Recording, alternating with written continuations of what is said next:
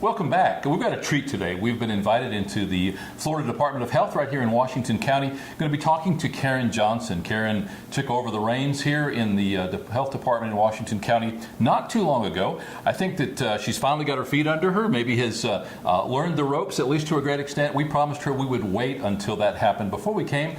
We're here to talk about several things today, not the least of which is flu. You're going to want to hear about this. Right now we've got some huge issues caused by influenza. Might sound simple, but there are a lot of things that you can do to avoid many of the pitfalls, many of the problems, especially if you've got small children. This is one you're not going to want to miss. We're going to be right back with more from the Florida Department of Health right here in Washington County.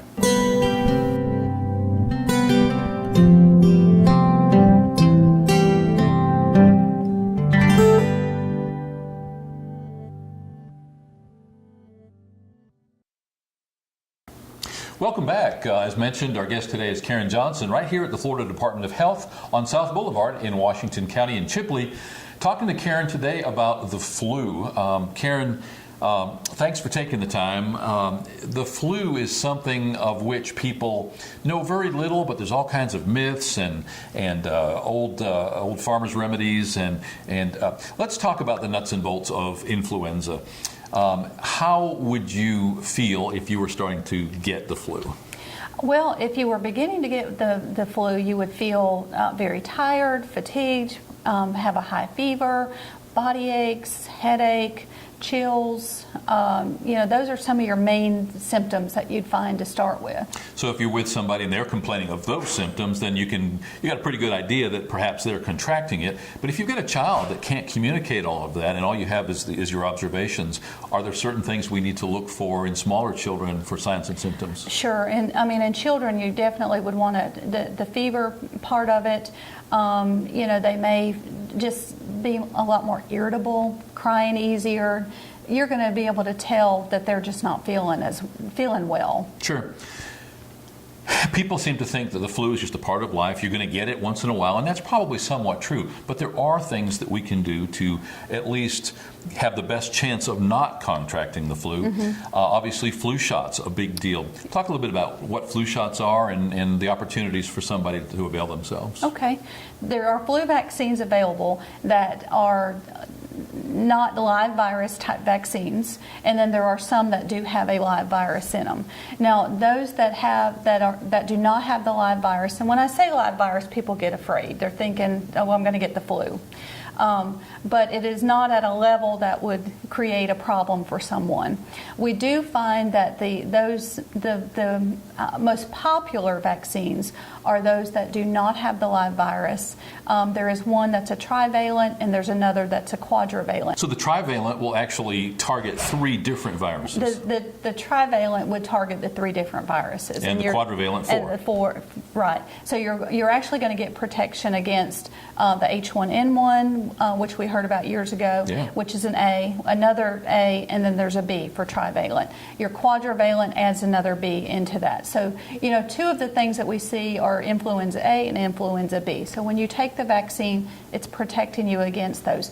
Now, are there still other viruses out there that are flu-like viruses? Yes. Are you going to get the flu? You're less likely to get it if you take the vaccine, but there's still a slight potential you could get another virus that was not in that vaccine yet. Okay.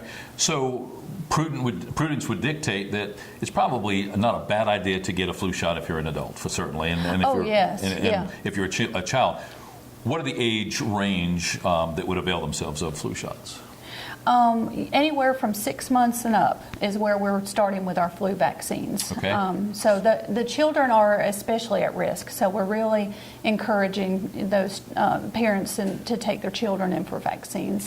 I would imagine especially those who have some kind of immune deficiency issues that any kind of virus is going to be a potential threat to them. Yes, and you definitely would not want to use the nasal spray, the nasal flu mist, because it will create a problem for you, because it does have a little bit of that live virus in it. It is the live virus. Right. But it is recommended for those young children starting at age, and not just young children, but ages 2 to 49 can use the flu mist. Okay. So if I'm in a fraternal organization and I'm in a room with a bunch of people and I see somebody who's sneezing, who complains of feeling bad, who keeps asking people to touch him and say, do I have a fever? Chances are I want to stay away from him. What else should I be doing?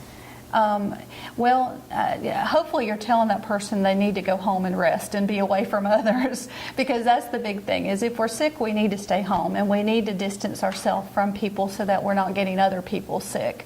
And in the case where you feel like you've been around someone that has been sick, you definitely would want to do some good hand washing if you've been close by, and then watch for any signs and symptoms that you may develop.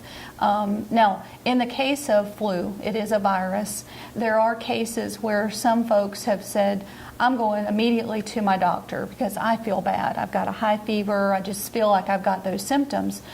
If seen within the first 2 days of being sick, they might benefit from some Tamiflu, which can decrease the amount of time that they may be sick if it is the flu. And usually they're going to do testing for that flu first before prescribing the Tamiflu. But that may be something that would help people to get better quicker.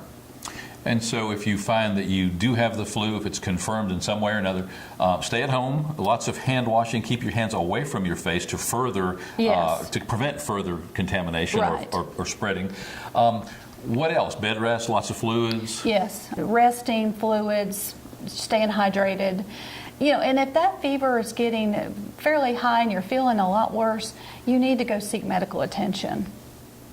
And at what point in an adult would a temperature be high enough to seek further medical? I'd say anything that's over 104 or greater is way too high, and you need to be heading on something to get attention. And same with a child, or maybe even lower? Anywhere from 102 to 104, that's kind of, you're getting in that range where that's pretty high. Well, and I guess that prudence would dictate if you have concerns, if you feel that your child is in danger, simply visit your doctor. Oh, yeah, yes. Mm-hmm. Good. When we come back, we're going to talk to Karen a little bit more about the Florida Department of Health and their offerings, and talk about a few more timely issues of which you may not be aware. We're hopefully going to revisit with Karen over time and get the word out from the Department of Health about anything of which you should be aware. There are a lot of things which are common sense, and unfortunately so many times we simply don't practice that as often as we should. We'll be right back.